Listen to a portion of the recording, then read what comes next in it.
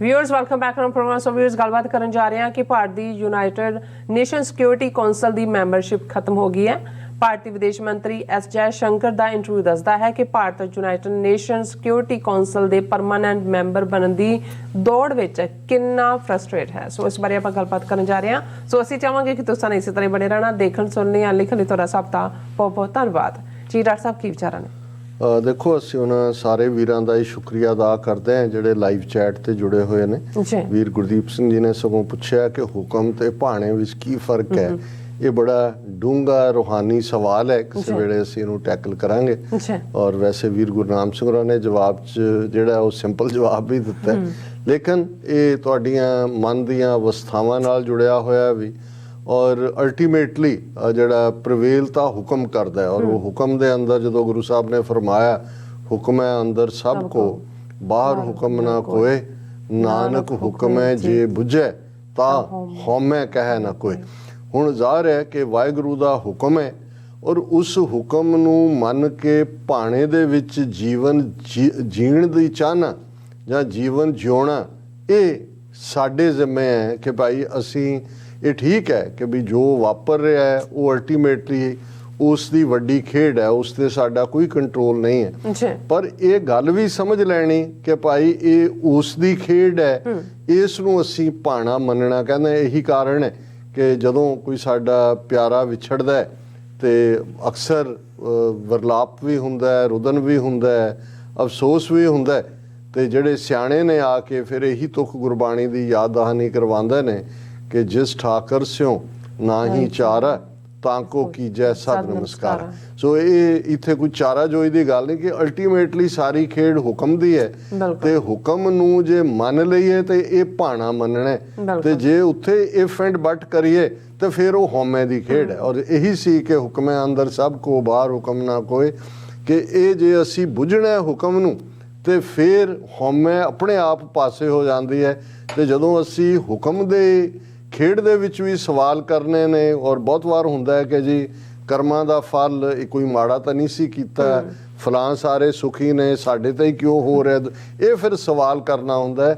ये ही हौमे ही वो सवाल भी खड़े करवांदी है, और चाहिदा यही है। और यतन भी यही हुंदा है, असी सारे इंसान हैं, साडे तो गलतियां भी हुंदियां ने, गुनाह भी हुंदे ने, पर फिर भी गुरु साहब तो ये मंगना, और यही जदों असी अरदास भी ये मंगते हैं कि चार पैर दिन सुखां दा बतीत होया है, चार पैर रात आई है, सुखां विच भाणे विच बतीत करानी। हुण वो तुसी जिस हाल च भी हो, भावें दुख है भावें सुख है, उस नूं खुशी खुशी खड़े मत्थे मनना, ये भाणा मनना। ते भाणा मनना असल दे विच हुक्म दे अगे सिर नवाउणा है कि भाई अल्टीमेटली सारा कुछ जोड़ा है उस वाहिगुरू दे हुक्म दी खेड है। सो मैं जिहड़ा इनक इस सारे नूं समझ सके, कोई होर वीर भैन भी जे ज़्यादा क्लीयरली समझा सकण ते मैनूं इस दा दे उत्ते खुशी भी होएगी। हुण गल असीं UN सिक्योरिटी कौंसल दे 5 मैंबर देश रिटायर होए ने। टर्म 2 साल दी हुंदी है। UN सिक्योरिटी कौंसल जिवें असीं दस्सिया सी कि टोटल 15 मैंबर ने UN सिक्योरिटी कौंसल दे। 193 देश, क्योंकि फिगर ऑफिशियली हालां है 194 मैंबर ने UN जनरल असैंबली दे, लेकिन 193 कोर्ट हुंदी है। तो उहदे चों वो जनरल हाउस है यूनाइटेड नेशनस दा। UN सिक्योरिटी कौंसल दे विच 15 पक्के 15 मैंबर ने, जिन्हां च 5 पक्के ने। पक्के जदों कहा जाता है उन्हां दे कोल वीटो है, कोई भी मता रेजोल्यूशन UN दे सिक्योरिटी कौंसल च आए तो उन्हां चों कोई भी एक मुल्क जे ना मन्ने ਉਹਨੂੰ ਵੀਟੋ ਕਰ ਸਕਦਾ, ਤੇ ਉਹ ਨਹੀਂ ਮੰਨਿਆ ਜਾਂਦਾ। ਉਹ ਜਿਹੜੇ 5 ਪੱਕੇ ਵੀਟੋ ਬਿਲਡਿੰਗ ਮੈਂਬਰ ਨੇ ਉਹਨਾਂ ਦੇ ਵਿੱਚ ਅਮਰੀਕਾ, ਰੂਸ, ਫਰਾਂਸ, ਚੀਨ ਔਰ ਬ੍ਰਿਟੇਨ ਹੈ। ਜਿਹੜੇ ਦੂਸਰੇ 10 ਮੈਂਬਰ ਨੇ ਉਹ ਰੋਟੇਸ਼ਨ ਵਾਈਜ਼ ਚੁਣੇ ਜਾਂਦੇ ਨੇ ਹਰ 2 ਸਾਲ ਬਾਅਦ, ਔਰ ਉਹਦੇ 'ਚ ਵੀ ਰੋਟੇਸ਼ਨ ਵਾਈਜ਼ ਚੁਣੇ ਜਾਣਾ ਵੀ ਸੌਖਾ ਨਹੀਂ ਹੁੰਦਾ। ਦੁਨੀਆ ਦੇ 193 ਦੇਸ਼ਾਂ 'ਚੋਂ 60 देश अजे भी ऐसे ने, हाँ 75 साल आलमोस्ट हो गए, 60 देश ऐसे ने जिन्हां चों कदे भी कोई सिक्योरिटी कौंसल का मैंबर नहीं बने।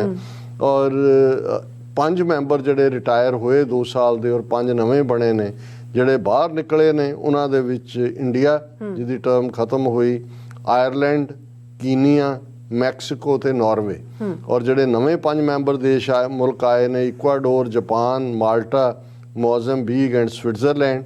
ਔਰ ਇੱਕ ਪੂਰੀ ਰਸਮ ਹੁੰਦੀ ਹੈ ਵੀ ਇਹ ਜਿਹੜੇ ਨਵੇਂ ਮੈਂਬਰ ਬਣਦੇ ਨੇ ਇਹਦੇ ਲਈ ਪੂਰੀ ਲੌਬੀ ਕੀਤੀ ਜਾਂਦੀ ਹੈ, ਵੋਟਾਂ UN ਜਨਰਲ ਅਸੈਂਬਲੀ ਚੋਂ ਪੈਂਦੀਆਂ ਔਰ ਉਹ ਆਪਣੇ ਫਿਰ ਮੁਲਕਾਂ ਦੇ ਝੰਡੇ ਵੀ ਲਹਿਰਾਉਂਦੇ ਨੇ। ਔਰ ਇਹ ਜਿਹੜੇ ਛੋਟੇ ਛੋਟੇ ਮੁਲਕ ਨੇ ਜਿਵੇਂ ਜੇ ਮੋਜ਼ੰਬੀਕ ਹੈ ਜਾਂ ਇਕੁਆਡੋਰ ਵਰਗਾ, ਉਹਨਾਂ ਨੂੰ ਇਹ ਤਾਂ ਹੁੰਦਾ ਵੀ ਸਾਡਾ ਨੁਮਾਇੰਦਾ ਜਿਹੜਾ ਹੈ ਉਹ ਅਮਰੀਕਾ ਔਰ ਰੂਸ ਔਰ ਚੀਨ ਔਰ ਫਰਾਂਸ ਔਰ UK ਵਾਲੇ ਦੇ ਨਾਲ ਬੈਠਾ।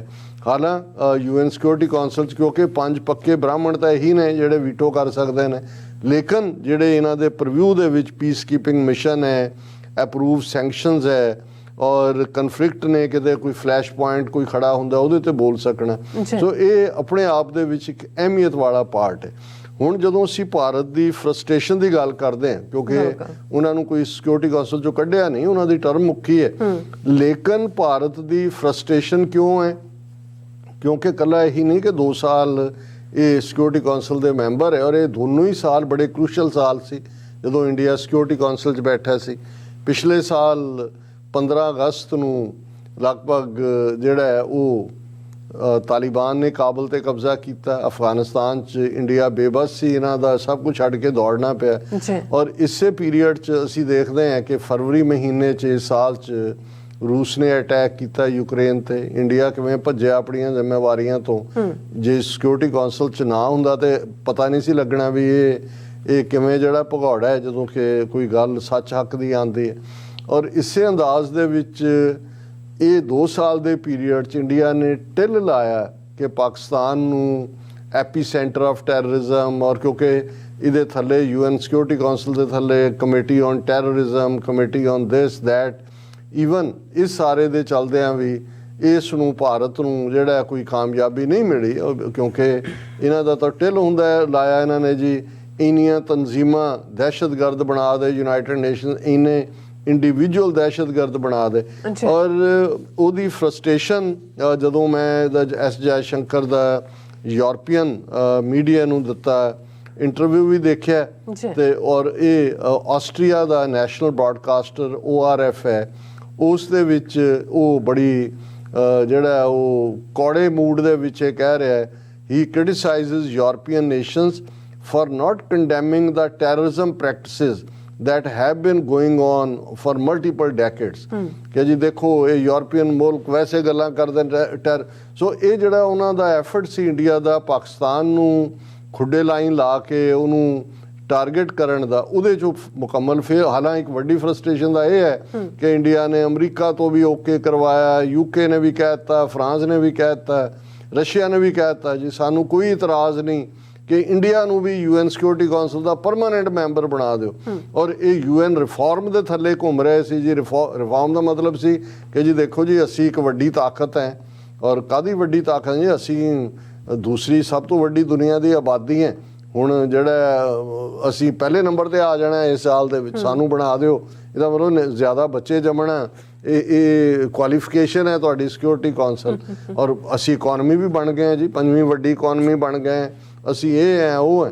ਸੋ ਇਹ ਇਹਨਾਂ ਦੀ ਫਰਸਟ੍ਰੇਸ਼ਨ ਕਿ ਭਾਈ ਇਹਨਾਂ ਨੂੰ ਇਹ ਨਹੀਂ ਪਤਾ ਵੀ ਇਹ ਜੋ ਮਰਜ਼ੀ ਟਿੱਲ ਲਾ ਲੈਣ, ਅਲਟੀਮੇਟਲੀ ਮੈਂਬਰ ਵੀ ਕੋਈ ਉਹੀ ਬਣ ਸਕਦਾ ਹੈ ਪਰਮਾਨੈਂਟ ਜਿਹਨੂੰ ਕੋਈ ਵੀਟੋ ਨਾ ਕਰੇ। ਤੇ ਚਾਈਨਾ ਬੈਠਾ, ਹੁਣ ਤੁਸੀਂ ਚਾਈਨਾ ਦੇ ਨਾਲ ਵੈਰ ਕਮਾ ਰਹੇ ਹੋ ਤੇ ਐਕਸਪੈਕਟ ਕਰਦੇ ਹੋ ਕਿ ਦੂਜੇ ਇਹ ਵੀ ਹੁਣ ਅਮਰੀਕਾ, UK, ਫਰਾਂਸ ਜਾਂ ਰਸ਼ੀਆ ਨੂੰ ਜ਼ੁਬਾਨੀ ਕਲਾਮੀ ਕਹਿਣ 'ਚ ਕੀ ਸੀ ਕਿ ਜੀ ਹਾਂ ਇੰਡੀਆ ਬਣਨਾ ਚਾਹੀਦਾ ਜੀ member security council, non veto building, ਲੇਕਿਨ ਉਹ ਵੀ ਇਹਨਾਂ ਨੂੰ ਕੋਈ ਹੱਥ ਪੱਲਾ ਨਹੀਂ ਪਾਇਆ।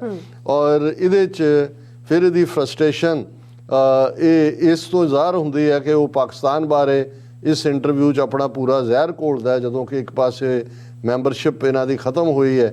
ਉਹਦੇ 'ਚੋਂ ਕਹਿ ਰਿਹਾ ਕਿ ਜੀ ਦੇਖੋ this is a country which has attacked the Parliament of India some years ago, which attacked the city of Mumbai, which went after hotels and foreign tourists, which every day sends terrorists across the border.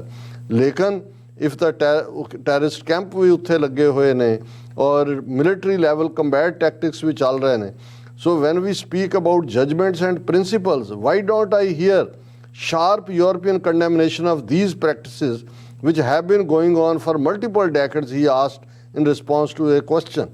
ਉਹਨੇ ਕਿਹਾ ਜੀ ਇਹ ਭੁੱਲ ਹੀ ਨਹੀਂ ਰਹੇ। I think the world needs to be concerned about terrorism, ਕਿ ਵੀ ਇਹ ਜਿਹੜਾ ਹੈ ਇਹ ਇਸ ਦੇ ਉੱਤੇ ਬੋਲੇ। ਸੋ ਮੈਨੂੰ ਇਹ ਲੱਗਦਾ ਕਿ ਵੀ ਮੂੰਹ ਚੋਂ ਜਦੋਂ ਇਹਨਾਂ ਦੇ ਝੱਗ ਵਗ ਰਹੀ ਹੋਏ ਤੇ ਇਹ ਝੱਗ ਵਗਣਾ ਹੀ ਹੈ, ਨਹੀਂ ਤਾਂ ਇੱਕ ਡਿਪਲੋਮੈਟ ਲੈਵਲ ਦਾ ਬੰਦਾ ਜਿਹੜਾ ਖੁਦ ਸਿਕਿਉਰਿਟੀ ਕੌਂਸਲ ਦੀ, ਔਰ ਦਸੰਬਰ ਦਾ ਮਹੀਨਾ ਤੇ ਪ੍ਰੈਜ਼ੀਡੈਂਸੀ ਸੀ ਇੰਡੀਆ ਦੇ ਕੋਲ UN ਸਿਕਿਉਰਿਟੀ ਕੌਂਸਲ ਦੀ, ਉਹਦੇ 'ਚ ਵੀ ਇਹਨਾਂ ਨੇ ਜਿਹੜੀ ਆ ਉਸ ਕਿਸਮ ਦੀ ਕੜੀ ਘੋਲਣ ਦੀ ਕੋਸ਼ਿਸ਼ ਕੀਤੀ, ਪਰ ਇਹਨਾਂ ਦੇ ਹੱਥ ਪੱਲੇ ਕੁਛ ਨਹੀਂ ਆਇਆ।